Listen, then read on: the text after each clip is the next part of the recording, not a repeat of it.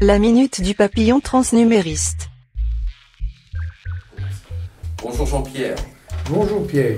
Aujourd'hui, notre papillon transnumériste se pose ici, car une expérience originale nous interpelle. Une expérience de co-incarnation en réalité virtuelle. Le pouvoir de contrôler à deux utilisateurs un seul et même corps virtuel. Un avatar partagé. Deux personnes qui pilotent un même corps. N'est-ce pas déjà une belle métaphore, celle de la relation thérapeutique, de l'accordage et la coémergence d'un corps virtuel, relationnel, culturel. Un corps virtuel co-incarné avec lequel nous travaillons dans le cadre d'une nouvelle approche transnumériste, intégrant notamment hypnose et nouvelles technologies, VR, smartphone, etc. Cette expérience de co-incarnation en réalité virtuelle a été menée à l'INRIA de Rennes par deux thésardes, Nami Ogawa de l'Université de Tokyo et Rebecca Fribourg de l'INRIA au sein des équipes hybrides et mimétiques. Elle consiste à faire incarner simultanément par deux participants un seul et même avatar. Un personnage en fait. Mais qui contrôle l'avatar? Comment parviennent-ils ou non à se synchroniser?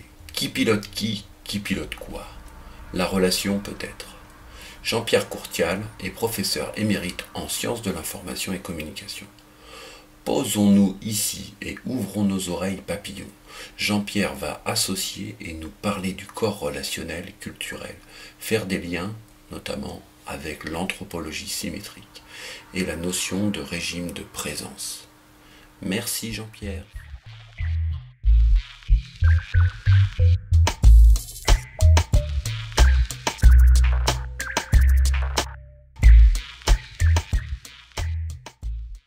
Bon, moi, ce qui me frappe dans cette interprétation, c'est que les mouvements du personnage vont faire partie de la psychologie des acteurs. Ils vont, en quelque sorte, l'incarnation, elle va du personnage vers ce qu'ils sont, vers ce qu'ils sont, donc en quelque sorte, est étendue au monde extérieur. Et cette incarnation, c'est donc une prise de contrôle du monde extérieur à partir du corps. Et cela m'évoque, bien sûr, la manière dont le chercheur fonctionne. C'est-à-dire, le chercheur observe la nature et il va se l'approprier. Alors, je vais peut-être prendre l'exemple d'Einstein. Je vais essayer de faire aussi simple que possible.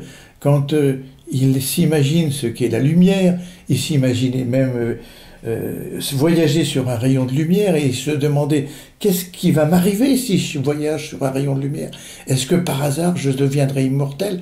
Enfin, c'est ce genre de rêve qu'un inventeur a, mais le processus inventif va faire en sorte que il va traduire, il va construire une culture scientifique qui va pouvoir instrumentaliser, il va pouvoir trouver les lois des rayons lumineux et il va pouvoir donc utiliser ces lois pour construire des machines.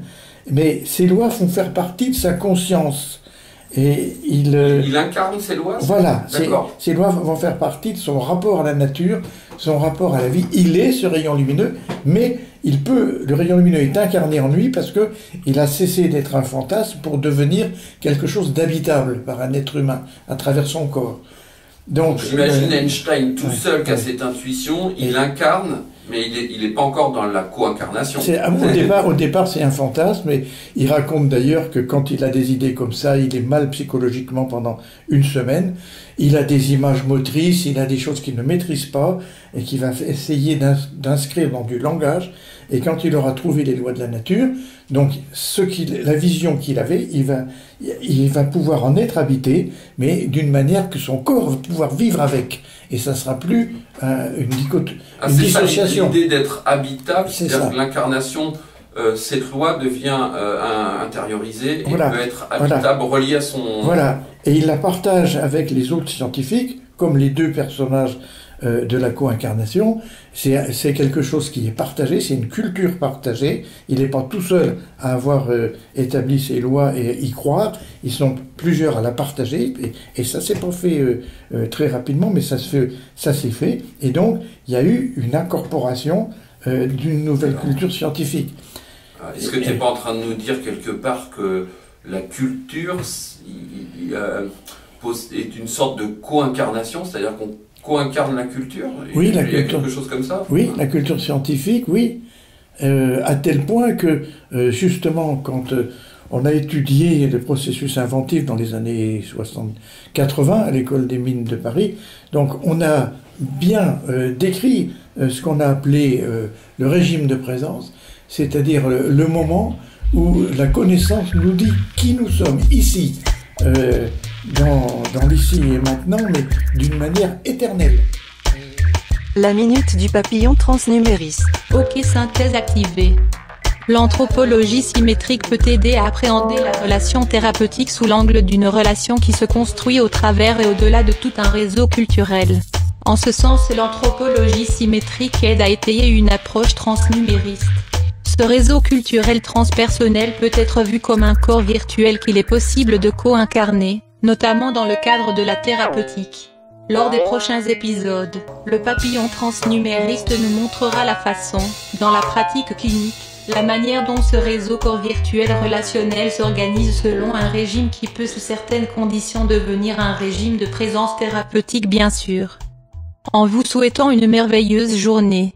Merci. À bientôt les amis du virtuel relationnel.